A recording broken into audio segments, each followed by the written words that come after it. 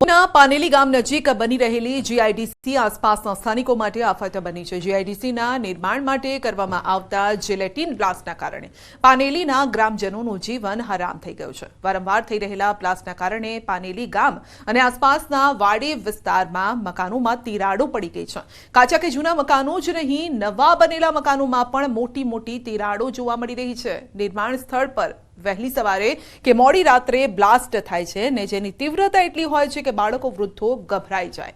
ગેરકાયદેસર બ્લાસ્ટ થઈ રહ્યા હોવાના સ્થાનિકોના આરોપ છે।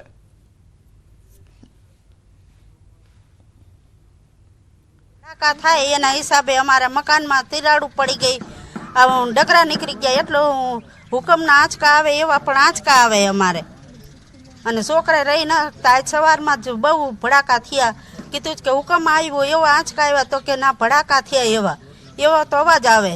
તો અમારે શું કરવાનું, સૂતા બાળકો ઉઠી જાય છે, મકાનમાં એવી તિરાડું પડી ગઈ છે, અમારે બહાર નીકળી જવું પડે, તો અમારે મજૂરિયા માણસને વાડીએ જવું કે ઘરે છોકરાને ધ્યાન રાખવા।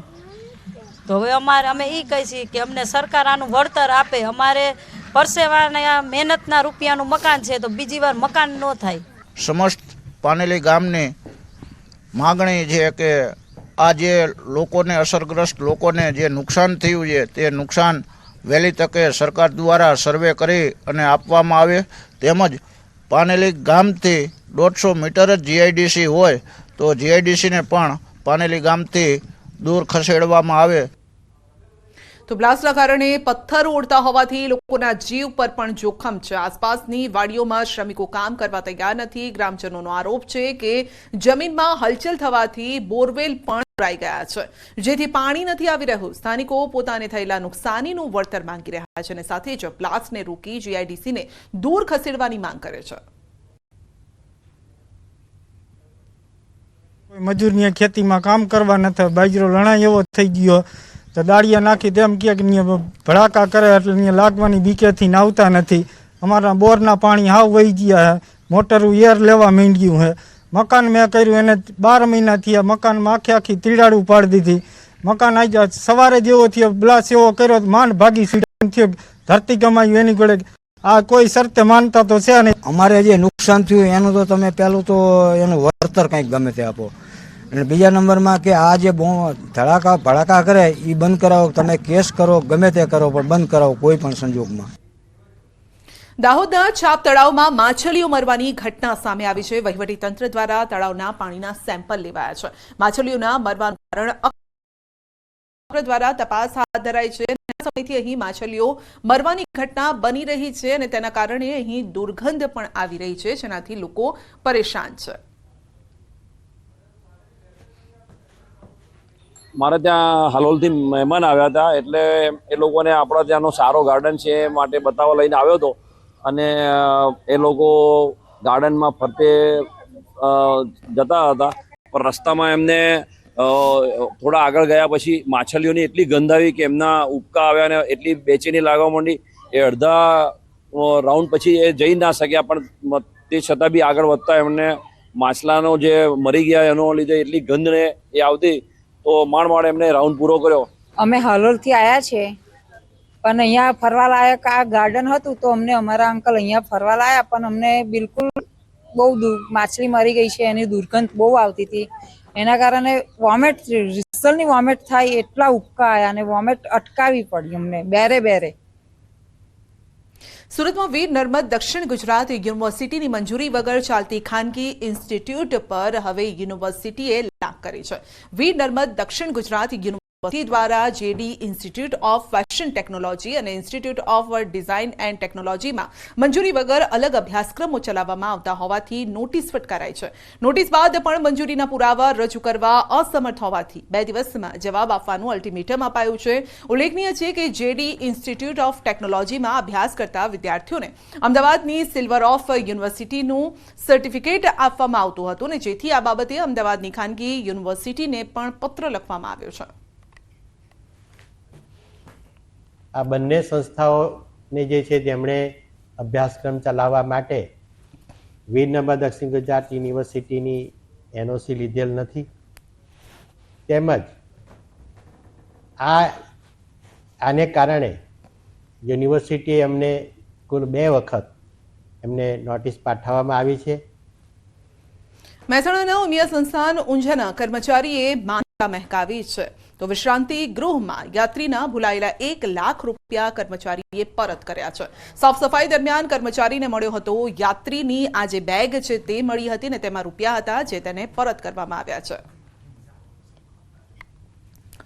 તો વિશ્રાંતિ ગૃહોમાં એક બેગ મળી હતી સફાઈ કર્મચારીને જ્યારે તે સફાઈ કરવા માટે ગયો, પરંતુ જ્યારે બેગમાં જોયું તો રૂપિયા હતા અને આ રૂપિયા તેણે જેની બેગ હતી તેને પરત કર્યા છે. આ તરફ ઝડપની મજા ક્યારેક બની શકે છે મોતની સજા. ઝડપ અને રીલ્સના ચક્કરમાં 2 લોકોએ જીવ ખોયા છે. અમદાવાદ વડોદરા હાઈવે પર ભયંકર અકસ્માત સર્જાયો અને મોબાઈલમાં લાઈવ પૂરપાટ દોડાવી કાર, આ દ્રશ્યો પણ તેમાં કહેવાયા છે મોબાઈલમાં. ચાલુ વિડીયો દરમિયાન સર્જાયો અકસ્માત. ગોહિલનગર અડાસ ગામ પાસે આ અકસ્માત સર્જાયો. જુહાપુરાના યુવકો કારને લઈ મુંબઈ જઈ રહ્યા હતા. ન્યૂઝ 18 ગુજરાતી આ વિડીયોની પુષ્ટિ નથી કરતું. કારને તીવ્ર ગતિએ ચલાવી ચાલુ કારે સોશિયલ મીડિયા પર લાઈવ તેઓ કરી રહ્યા હતા અને વિડીયો ઉતારતી વખતે વાહનને ઓવરટેક કરવા જતા આ અકસ્માત સર્જાયો હતો.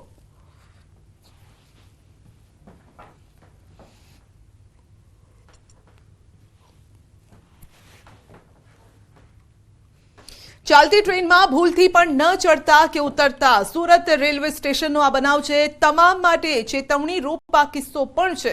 ચાલતી ટ્રેનમાં ચડવા જતી એક મહિલા ટ્રેન અને પ્લેટફોર્મ વચ્ચે ફસાઈ જાય છે. જો કે પ્લેટફોર્મ પરના પોલીસ કર્મી તાત્કાલિક મહિલાને ખેંચીને બચાવી લે છે અને મહિલાનો જીવ બચી જાય છે. પરંતુ આ સમયે જો સમય સૂચકતા ન દાખવી હોત તો શું હાલ આ મહિલાના થયા હોત આપ સમજી શકો છો. તો ચાલતી ટ્રેનમાં ક્યારેય પણ ચઢવાનો કે ઉતરવાનો પ્રયાસ ન કરવો જોઈએ.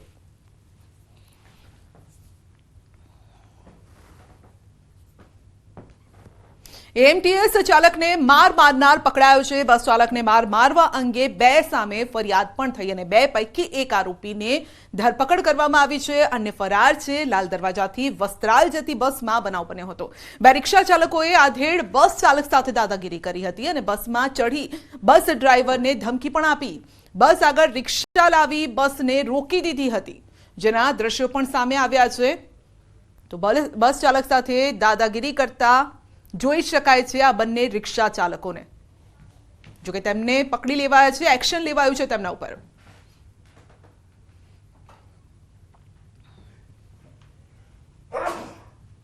અમદાવાદમાં પોલીસ જ સુરક્ષિત નથી. કુબેરનગરમાં તપાસ માટે ગયેલા જવાન પર હુમલો. કેકાડીવાસમાં પોલીસ જવાન પર હુમલો થયો છે. ઘાયલ પોલીસ કર્મીને હોસ્પિટલ ખસેડાયો છે. 2 મહિલા સહિત 4 સામે ફરિયાદ. દારૂની બાતમી મળતા પોલીસ કર્મી પહોંચ્યો હતો. તો કેકાડીવાસમાં પોલીસ જવાન પર હુમલો કરાયો છે. તેને દારૂની બાતમી મળી હતી અને જેની તપાસ માટે આ પોલીસ કર્મી ત્યાં પહોંચ્યો હતો અને ત્યાં હાજર લોકોએ તેને માર માર્યો છે. કુબેરનગરમાં તપાસ કરવા માટે ગયેલા પોલીસ જવાન પર હુમલો થયો છે. હાલ તેને સારવાર માટે ખસેડવામાં આવ્યો છે. માથાના ભાગે ઈજા પહોંચી છે.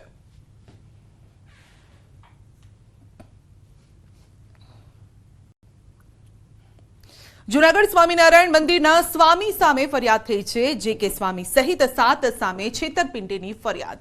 સુરતના ડોક્ટર સાથે 1.34 કરોડની છેતરપિંડીનો આરોપ છે. આણંદમાં મંદિર બનાવવાના બહાને નાણાં ખંખેર્યા છે. 50 લાખની દલાલી સહિત 1.70 કરોડ પડાવ્યા હતા. તો 700 વીઘા જમીન ખરીદવાનું કહ્યું હતું અને ડોક્ટરે સ્વામી સહિત 7 સામે ફરિયાદ નોંધાવી છે. તો પ્રથમ વખત 2025માં તેઓની મુલાકાત થઈ હતી. તો થોડા વર્ષો પહેલા તેમની મુલાકાત થઈ હતી.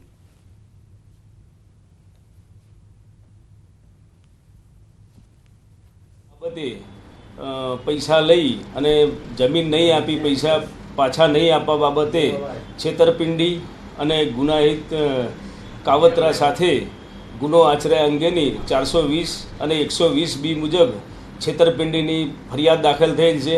છેલ્લા 2 દિવસથી સ્વામિનારાયણ સંપ્રદાય સતત વિવાદમાં આવી રહ્યું છે. ક્યાંક યુવાનોને બળજબરીથી સાધુ બનાવવાનો તો ક્યાંક જમીન પચાવવાના મામલાને લઈને સુરતના વરાછા પોલીસ સ્ટેશનમાં ફરિયાદ નોંધાઈ છે. ફરિયાદી છે સુરતના મહેસાણાના તાવડિયા ગામે પશુ દવાખાનામાંથી એક્સપાયરી દવાઓ મળી આવી છે.